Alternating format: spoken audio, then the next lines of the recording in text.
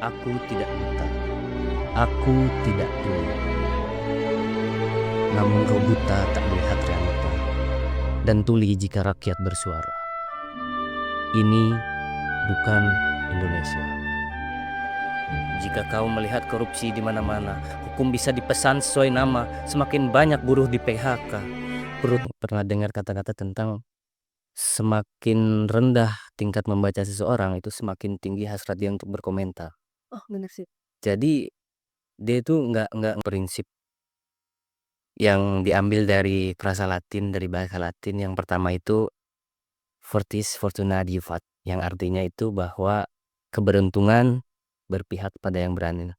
Bukan isi hati, itu isi pikiran.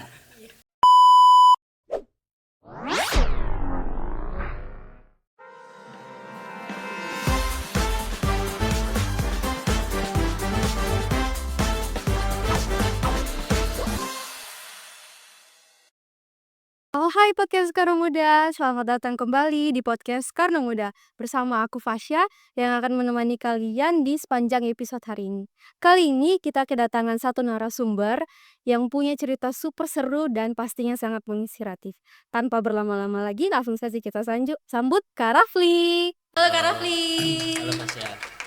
Kak Rafli, apa kabar hari ini? Alhamdulillah baik, sehat banget. Puji Tuhan. Sebelum kita masuk ke lebih dalam lagi, ngobrol lebih dalam lagi, kayaknya kurang afdol kalau misalnya kita belum perkenalan. Boleh dong Kak Raffi perkenalan dirinya dulu, mulai dari nama, jurusan, dan juga angkatan. Oke. Halo, nama saya Rafli Mon Akbar. Halo. Saya mahasiswa aktif semester 4 dari Fakultas Hukum dan ya udah itu aja. Oke. Kak Rafli, kira-kira alasan masuk fakultas hukum tuh apa? Gara-gara apa? Sebetulnya saya masuk Fakultas Hukum ini nggak sengaja juga sebetulnya, karena di awal itu pas saya masuk ke UBK, Mhm. itu saya awalnya pilih fakultas FISIP ya, di FISIP, FISIP, ilmu ilmu politik. terus pas saya masuk ke situ, itu kan ada pendaftaran buat beasiswa juga. Ternyata beasiswa itu tuh nggak ada nggak apa ya istilahnya, nggak ada kolom ilmu politik gitu kan. Nah jadi di situ cuman ada ilmu hukum dan di ekonomi ada juga gitu kan. Akhirnya yang menurut saya itu masih bersambungan, masih ada koherensinya di situ, yaitu ilmu hukum, fakultas hukum. Akhirnya ya udah masuk aja ke ilmu hukum gitu. Oh, berarti nggak mau pilih yang lain? Maksudnya, kan tadi ada ekonomi juga katanya, tapi lebih milih ke fakultas hukum karena masih Masih masih sama lah ya, kenalan. masih itu, sama-sama politik, bahas-bahas politik juga. Iya betul. Oke. Terus kegiatan Kak Rafli ini selama berkuliah selama sudah 4 semester nih ya, hanya kuliah biasa aja kah atau ada kegiatan lain mungkin di dalam kampus atau di luar kampusnya? Oke. Jadi dari mulai semester 1 itu saya termasuk mahasiswa yang cukup aktif di luar lah. Oh, Dalam artian cukup aktif berorganisasi gitu kan. Dari semester 1 ketika saya masuk ke UBK, saya langsung diajak untuk ikut organisasi di luar kampus dan ketika masuk di kampus pas udah jadi mahasiswa pun saya ikut aktif dalam BEM ya, di BEM Hukum gitu. oke, berarti hanya kebanyakan di luar kampus, nggak ada di dalam kampus kok atau Iya, di dalam kampus paling cuman BEM aja, cuman di luar ini cukup banyak juga saya ikut. berarti lebih di luar lah yang Iya, ini lebih banyak di luar organisasinya. tuh. Tapi dengar-dengar katanya Kak Rafli ini tuh punya komunitas namanya Bedah Buku. Mmm, Benerkah atau oke. Jadi komunitas itu mungkin komunitas literasi ya sebutannya, komunitas literasi? karena cakupannya biar lebih luas gitu kan, nggak cuman bedah buku. Nah komunitas ini namanya Teras Mardika. Teras Mardika ini, saya sebagai inisiatornya saya bentuk itu, ya pertama atas dasar keresahan saya karena ngelihat di UBK ini kan kayaknya kurang aktif gitu kan dalam kegiatan-kegiatan literasi. Mahasiswanya itu masih cenderung pasif itu kan buat berkegiatan itu. Terus yang menjadi motivasi saya juga untuk membuat komunitas ini gitu, melihat dari skor PISA tahun 2022 yang di dalam kolom membacanya itu, tingkat membacanya itu skornya Iya. sangat rendah, bahkan lebih rendah dari survei di tahun 2006 tuh. Jadi itulah dorongan saya buat membuat, komunitas literasi ini. Selain daripada saya emang sebelum saya berangkat ke Jakarta, saya emang udah ada ikut juga komunitas literasi di kampung halaman saya gitu. Jadi mungkin mengobati rasa rindu saya sama komunitas itu. Tapi mulia banget ya, nah, karena kok rendahnya tingkat literasi di Indonesia itu, jadi Kak Rafli kayak tergerak. Iya. Tapi lebih enggak cuma di UBK doang kan? Nah, Ada di luar memang, juga?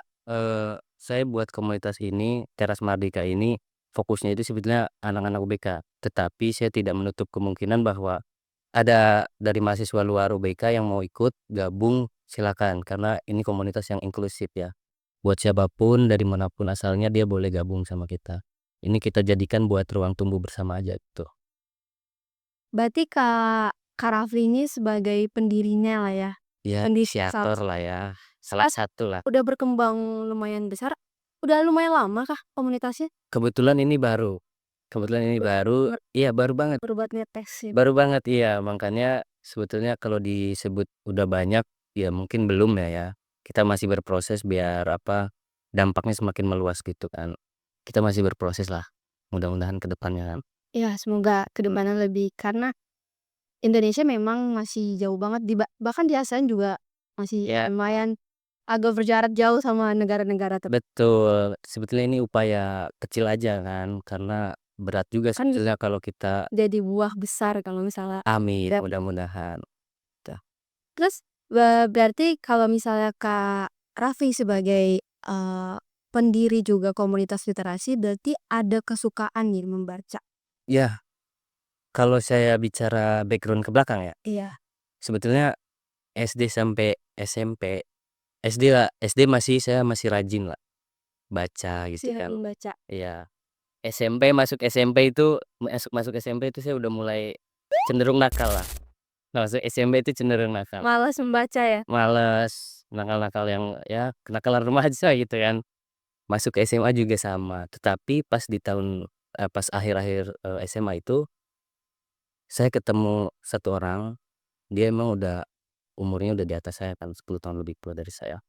Dan dia ini yang orang yang berpengaruh buat hidup saya, yang bikin saya jadi seperti ini gitu, karena dia dia awalnya itu punya teman bacaan di Kuningan, kampung saya, Kuningan, Jawa Jawa Barat, Barat? Oke. iya. Nah, terus saya pertamanya ikut-ikutan aja tuh di situ kan. Ternyata ada ketertarikan gitu kan. Saya suka suka suka akhirnya jadi sekarang cukup lumayan suka membaca lah dari dia itu. Ada orang di balik proses Iyalah pasti pasti ada orang. yang ngedorong Kak Raffi jadi biar nggak nakal lagi. Betul. Kalau Berarti sekarang sampai dari SMP itu udah mulai naik lagi tingkat bacanya? iya, Setiap hari membaca buku? enggak juga sih sebetulnya karena kita punya kesibukan yang lain ya. Cuman kalau aku sendiri aku usahain sehari itu baca minimal 30 menit sampai 1 jam lah. Pas mau tidur ataupun pas lagi senggang gitu, lagi waktu luang, gitu aja. Kira-kira buku yang paling Kak Rafli suka paling suka yang paling di luar kepala gitu intinya? Eee, Bukunya itu Mungkin ini buku yang cukup mempengaruhi ya, ya yang hidup cukup saya. kira-kira. Yang pertama itu ada bukunya Dendam Positif, judulnya, karya Ubaidillah Anwar. Nah, buku itu buku yang mempengaruhi hidup saya kenapa? Karena pada saat itu pas baru lulus, SMA itu kan lagi bingung-bingungnya nih mau kemana, arah itu belum dapat lah ya, masih nyari-nyari arah gitu mau Masih ke mencari jati mau diri. kuliah juga masih belum bisa waktu itu kan, kerja juga masih susah gitu ya. Ketika baca buku itu ternyata ada kecenderungan kan kita ini dendam pada dunia ya, kenapa sih dunia kayak gini jahat banget gitu sama sama kita itu. Karena setelah baca buku itu, dendam itu bisa loh dirubah jadi dendam yang positif yang bisa bikin diri kita ini berkembang gitu. Dari buku itu ya akhirnya, oh ya harus begini gitu kan lebih positif lagi, kayak gitu. Aku baru dengar sih dendam dan Nah, emang nggak tapi ya dendam negatif yang keluar cuman marah marah marah gitu. iya, itu pun nggak sengaja sebetulnya nemu buku itu di rak rumah. Saya baca sengaja kan awalnya iseng-iseng, ternyata bagus bener gitu. Itu boleh nggak diceritain sedikit inti dari bukunya tuh apa? Yang paling Kak Rafli ingat? Mungkin ini ya, karena kita ini kan itu yang tadi saya bilang bahwa ada kecenderungan untuk dendam secara negatif. Kita kita misalnya ada tindakan dari orang lain ke kita yang bikin kita sakit hati, terus kita punya dorongan buat balas dia secara lebih brutal lagi, lebih gila lagi.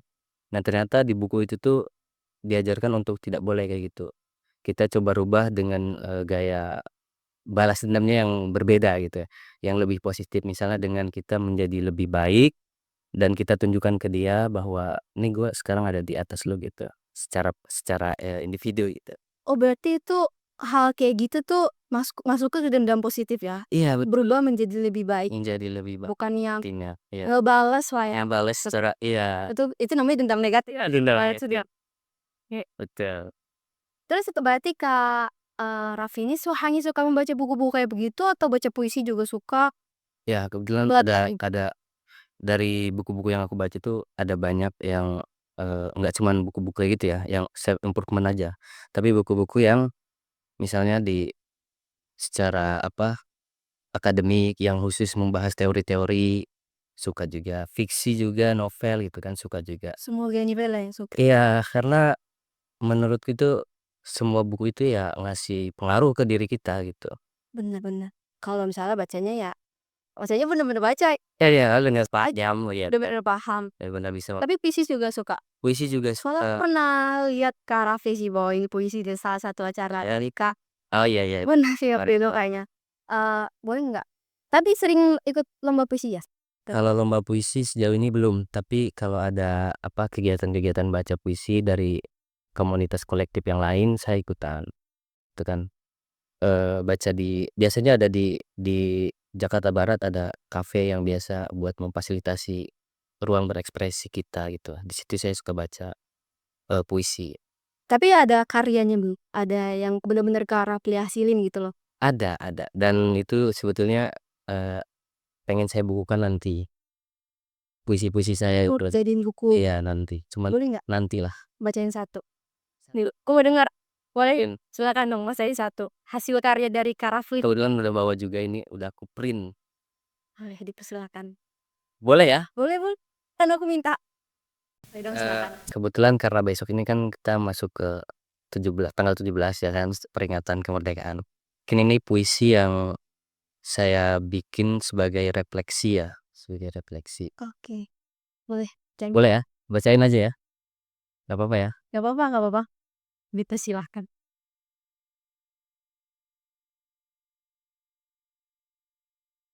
Judulnya, Ini Bukan Indonesia.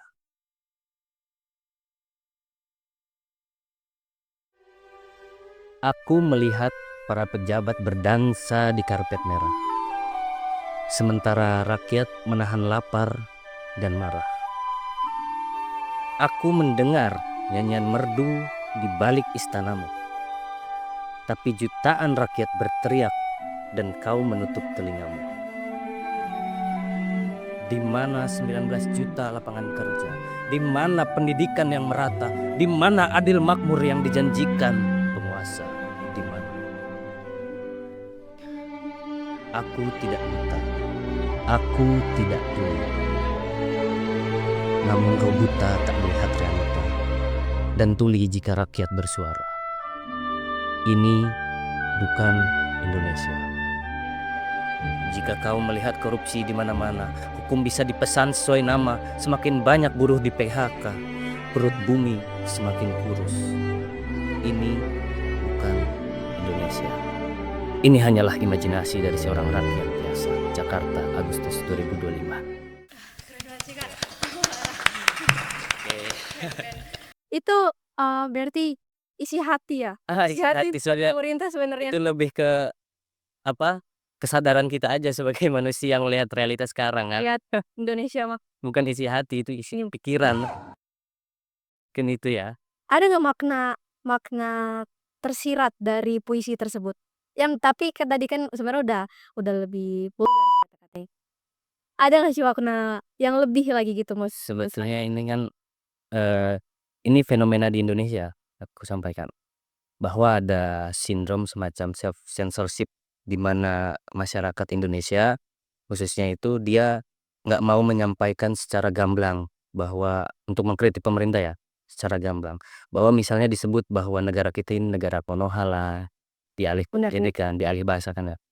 Terus disamakan dengan anime-anime, bahkan yang terbaru itu dengan One Piece ya. Jadi ada kecenderungan self censorship itu. Jadi, kenapa aku buat ini sebetulnya karena ini kan puisi, kita bebas sebebas-bebasnya. Bebas bersuara. Iya betul. Bahkan kalaupun kita mau bersuara, memang sudah diatur kan Undang-Undang Dasar pasal 28E gitu kan. Kita mau menyampaikan pendapat, menyampaikan pikiran kita di muka publik pun itu bebas sebetulnya. Bebas tapi Nggak ada tapi, nggak ada tapi. kadang ada aku lihat di berita gitu ada yang waktu menyampaikan suara ya langsung di-cut kadang-kadang. Ya Karena itu tindakannya nggak bagus dari atas atau sebetulnya responnya. iya sebetulnya itu kan, semacam realitanya itu sebetulnya nggak seperti itu kan, Iya, nggak sebebas itu sebetulnya. benar.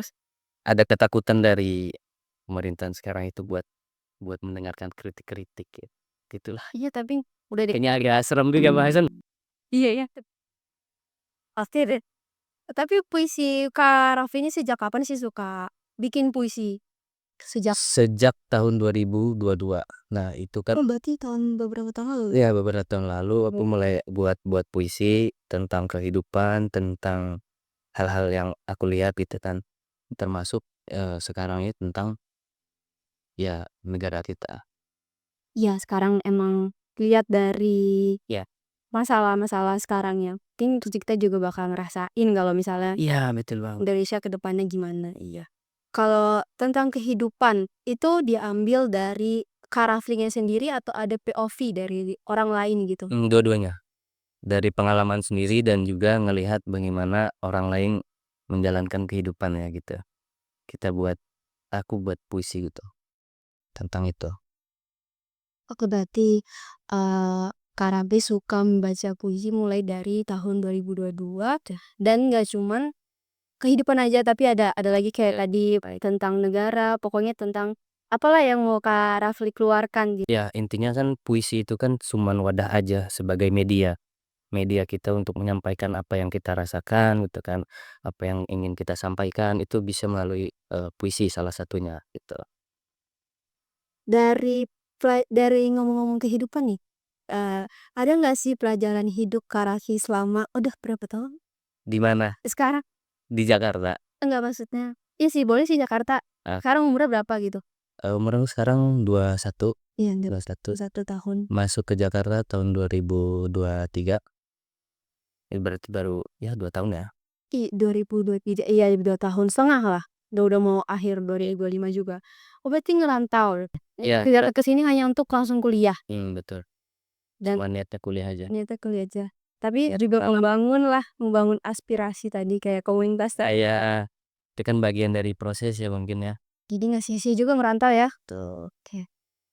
Iya, pelajaran hidup yang paling Kak Raffi selama 21 tahun ini pegang gitu loh, ada nggak? Atau prinsip hidup mungkin?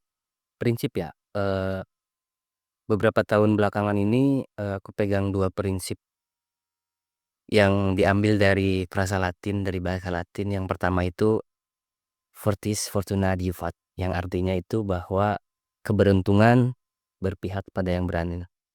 Yang kedua, Kedua, yang diucapkan, Nietzsche tentang Fatum Brutum Amor Fati, yang artinya cintailah takdirmu walaupun itu kejam.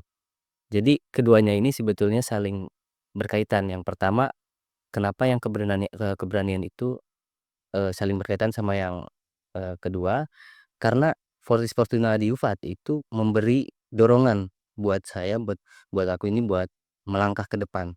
Nah, kalimat yang satunya itu sebagai bantalan aja. Ketika aku berjalan terlalu jauh, terus kesandung dan akhirnya jatuh ke jurang penderitaan, tinggal ingat aja kata itu bahwa cintailah takdirmu walaupun itu kejam. Jadi ini bantalan aja gitu kan. sebagai penyangga hidup lah ya. Iya, jadi Kalau dua-duanya yang memberi dampak. kalau misalnya kita harus berani gitu. Betul ya, Takdir tuh sukanya yang berani gitu.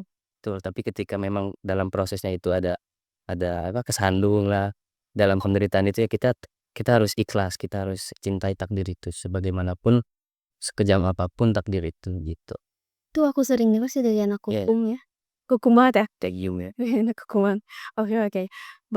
Sangat bagus sih prinsip hidupnya, tapi yang kedua aku nggak pernah dengar. Yang pertama sering dengar dari anak hukum banget.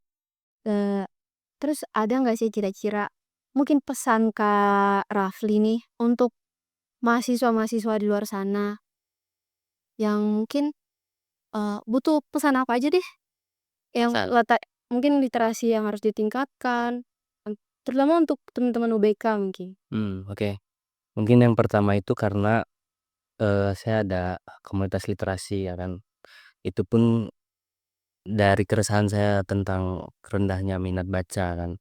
Nah mungkin buat, mahasiswa-mahasiswa di UBK gitu kan khususnya, di Fakultas Hukum, itu mari kita bersama-sama tumbuh bersama di komunitas literasi itu, di Teras Mardika, kita bareng-bareng tumbuh sebagai mahasiswa yang sebagaimana mahasiswa pada umumnya dan menjadi mahasiswa yang unggul itu memang harus disiplin, harus rajin gitu kan. Sehingga mungkin kalau di UBK ini belum ada lingkungan yang baik ya kan, coba kita bangun bareng-bareng lingkungan yang mampu membuat kita itu lebih baik lagi ke depannya, gitu. Jangan lupa masuk ke komunitas literasi udah Iya, gitu ya. betul. Biar biar makin banyak mahasiswa yang terbuka pikirannya gitu Mas ya. Sehingga harapan saya ke depannya karena ini kan komunitas masih baru ya kan, mudah-mudahan ke depannya itu makin banyak lagi mahasiswa UBK ya, nggak cuman di Fakultas Hukum tentunya, kemarin juga dari yang lain ada. Mudah-mudahan semakin banyak yang ikut kegiatan, di Teras Mardika, semakin banyak juga mahasiswa-mahasiswa yang sadar bahwa membaca itu penting, Iya, penting banget. penting banget parah. Tuh. Karena Indonesia emang darurat membaca sih. Banyak banget netizen tuh yang langsung ya awalnya tuh emang dari Indonesia, awal kericuhan dari Indonesia tuh ya emang dari masyarakat ya sebenarnya. Karena aku pernah dengar kata-kata tentang semakin rendah tingkat membaca seseorang itu semakin tinggi hasrat dia untuk berkomentar. Oh bener sih. Jadi dia itu nggak baca full gitu kan, tapi tahu-tahunya baca headline aja terus ketik apa netizen gitu. Karena videonya juga emang mengundang kebencian, tapi captionnya Beda. beda gitu loh. Jadi udah tahu Indonesia masyarakat rendah Ya membaca, akhirnya yang gitu. komentar nggak nyambung kan. Dan nggak nyambung, jadi langsung asal tek-tek aja gitu loh. Banyakin dendam negatifnya. Dendamnya harus baca banyak-banyak, dendam positif itu. Nah, Kak Raffi kita sudah banyak, berbicara tadi, banyak yang menginspiratif terutama aku juga sih dan juga pasti teman-teman yang dengar dan nonton sampai akhir juga pasti banyak menginspiratif. Dan sangat mulia juga Kak Rafli punya ada ya, apa, keinginan bangun Indonesia tuh lebih, eee, mengutamakan membaca. Jangan lupa masuk UKM, jangan lupa guys ya masuk komunitas literasi udah buku, biar biar nggak jadi SDM rendah lagi ya. Oh, Iya. Terima kasih banyak ya Kak Rafli, makasih juga Mas ya sudah udah diundang. masih banyak sharing tentang ini dan juga teman-teman di rumah terima kasih banyak sudah menonton sampai akhir. Jangan lupa subscribe and comment and like juga, semua sosmednya podcast Soekarno Muda ada Instagram, TikTok, dan juga, YouTube. Sampai jumpa, dadah!